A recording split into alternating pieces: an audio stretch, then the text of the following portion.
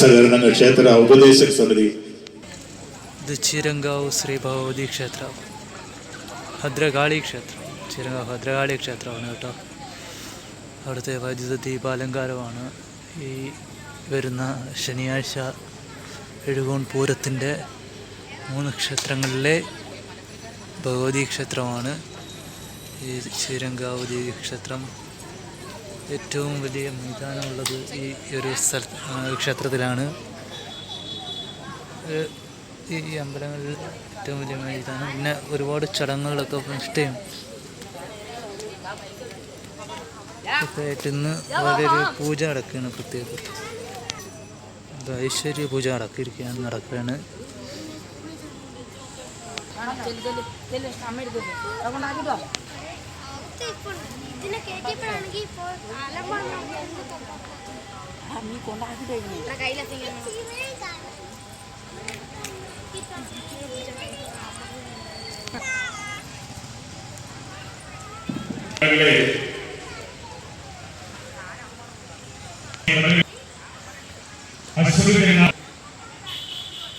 എട്ടാം ദിവസമായ ഇന്ന് അടുത്തതായി ക്ഷേത്രത്തിന്റെ കിഴക്കുവശത്തുള്ള മാടങ്കാവിലെ മാടങ്ങോട്ട്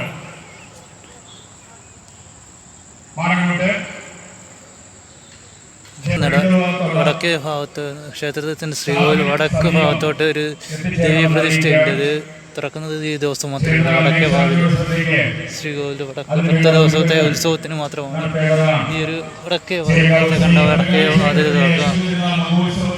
ഇതൊരു പ്രത്യേകതയാണ് ക്ഷേത്രത്തിൻ്റെ. ഭദ്രകാളി ക്ഷേത്രത്തിലെ അശ്വതിരുനാൾ മഹോത്സവത്തിന്റെ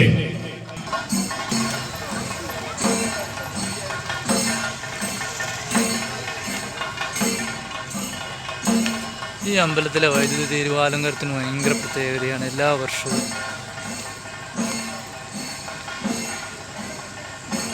ഏറ്റവും കൂടുതൽ സ്ഥലം ഉണ്ടായതുകൊണ്ട് തന്നെ വൈദ്യുതി ദീപാലങ്കാരത്തിന് പ്രത്യേകമായിട്ട് ESAയുടെ ഒരു മാതിരി ഇങ്ങനെ റോഡ് സൈഡിൽ കിട്ടിയിട്ടിരിക്കുകയാണ്. അതുകൊണ്ട് തന്നെ അതിലിട്ട് ഒരു നല്ലൊരു 100 മീറ്റർ വൈദ്യുതി ദീപാലങ്കാരം ചെയ്യാൻ പറ്റും. അതൊരു പ്രത്യേകതയാണ്.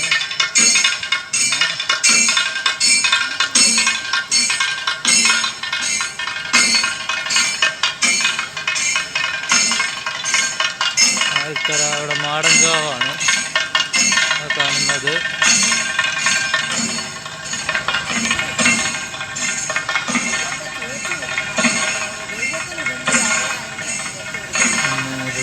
മാടങ്കാവാണ്. ഇവിടെ മാടനൂട്ട് നടക്കാൻ പോവുകയാണ്.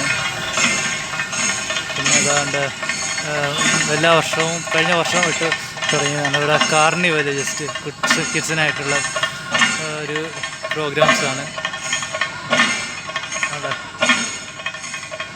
പിന്നെ ഒരു ഗോസ്റ്റ് ഹൗസ്. കഴിഞ്ഞ വർഷവും വേറെന്തോ ആയിരുന്നു. അതെന്താണെന്ന് അറിയത്തില്ല, ഞാൻ കയറുന്നില്ല, പേടിയുണ്ടായതുകൊണ്ട്.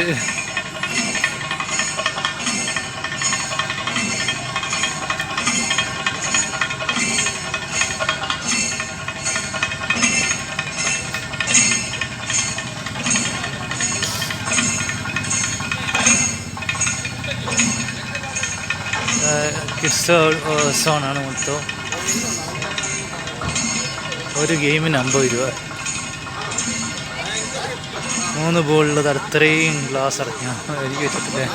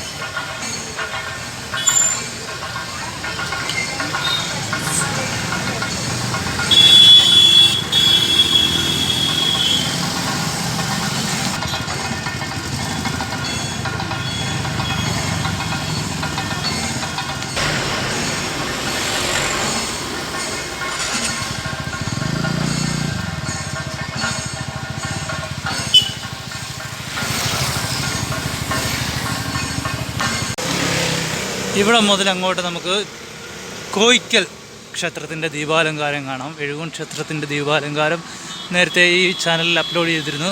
ഇവിടെ മുതൽ അങ്ങോട്ട് നമുക്ക് കോയിക്കൽ ശ്രീ ധർമ്മശാസ്ത്ര ക്ഷേത്രത്തിലെ ദീപാലങ്കാരം കാണാം. 3 ക്ഷേത്രങ്ങളിലെ ഉത്സവങ്ങളിലെ ഏറ്റവും ചെറിയ ഉത്സവം കോയിക്കലിലേതാണ് എന്ന് വേണമെങ്കിൽ പറയാം. 3 രീതിയിൽ വ്യത്യസ്തമാണെങ്കിലും എന്തോ ആൾബലം കൊണ്ടും എല്ലാം കൊണ്ടും ചിലപ്പം ചെറുതായിപ്പോയൊരു ഉത്സവമാണ്.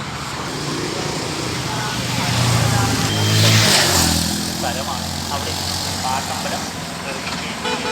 അപ്പം നമ്മൾ ആ പാട്ടമ്പലം നിർമ്മിക്കുന്നതിൻ്റെ ഭാഗമായിട്ടുള്ള ചടങ്ങാണ്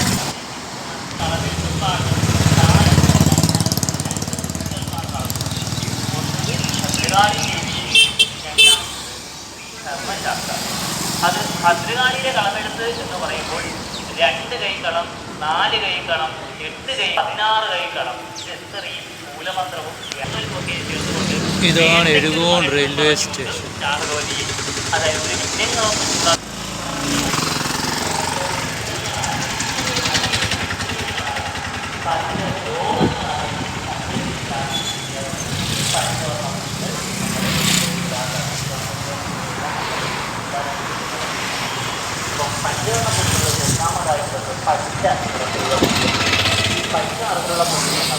വാഗമരത്തിൻ്റെ ഇലയോ മഞ്ചാടി മരത്തിൻ്റെ ഇലയോ വെയിലത്തിട്ട് ഉണക്കി പൊടിച്ചെടുക്കുന്നതാണ് ഒന്നാമത്തത്.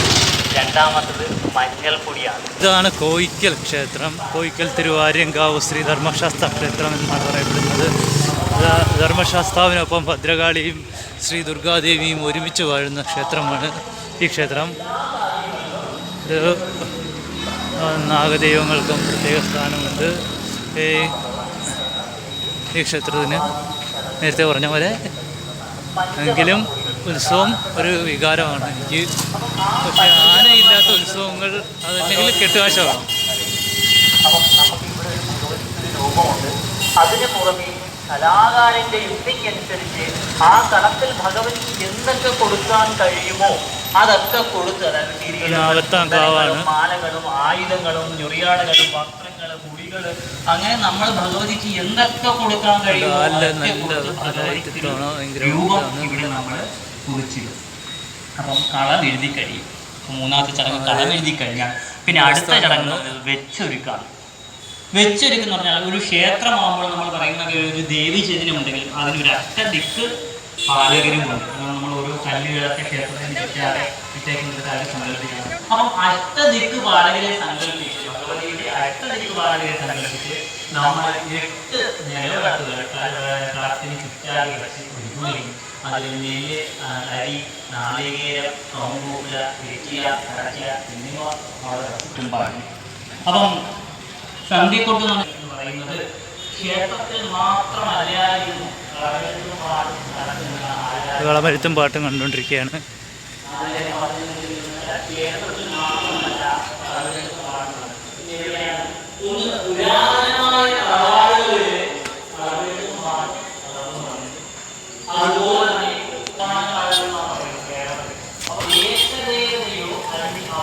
ഗ്രാമദേവതയോ സങ്കല്പിച്ച് കളമെഴുത്തും പാട്ടും നടത്തി വന്നിട്ടുണ്ട് പണ്ട് കാലങ്ങളിൽ. അപ്പം അങ്ങനെ കളമെഴുത്തും പാട്ട് നടത്തിയില്ല. അന്ന് ഇതുപോലെ നമുക്ക് വിളിച്ചു പറയാനുള്ള സന്ദർഭമൊന്നുമില്ല എന്നാണ് പറഞ്ഞത്. അപ്പം അന്ന് അങ്ങനെ കളമെഴുത്ത് പാട്ട് നടക്കുന്നുണ്ട് എന്ന് അവിടുത്തെ കർഷകരെയും മറ്റുള്ള ദേശങ്ങളെ അറിയിക്കുന്നതിന് വേണ്ടിയാണ് സന്ധ്യക്കൊട്ട് എന്ന ചടങ്ങ് നടത്തി വന്നത്. ഇപ്പം ഇവിടെ നമ്മൾ ഇപ്പം അങ്ങനെ ആളുകളിൽ ചടങ്ങ്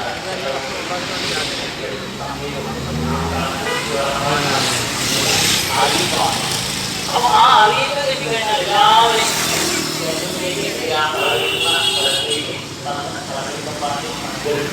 എന്നതാണ് നമ്മൾ ഭഗവതിയുടെ കളമാണ് എഴുതിയിരിക്കുന്നത്. അപ്പം ഭഗവതി നിന്നാണോ അവിടെ നിന്നും ആയിരം ചോദിച്ചത്. അപ്പം എഴുതിയേക്ക് കഴിഞ്ഞാൽ അടുത്ത വിഘ്നേശ്വര സ്വാമി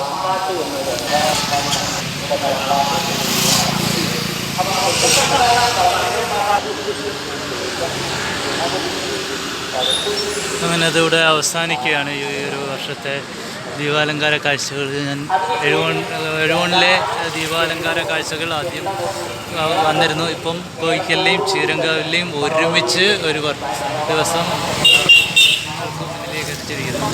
ഇത് ഞാൻ കുറച്ച്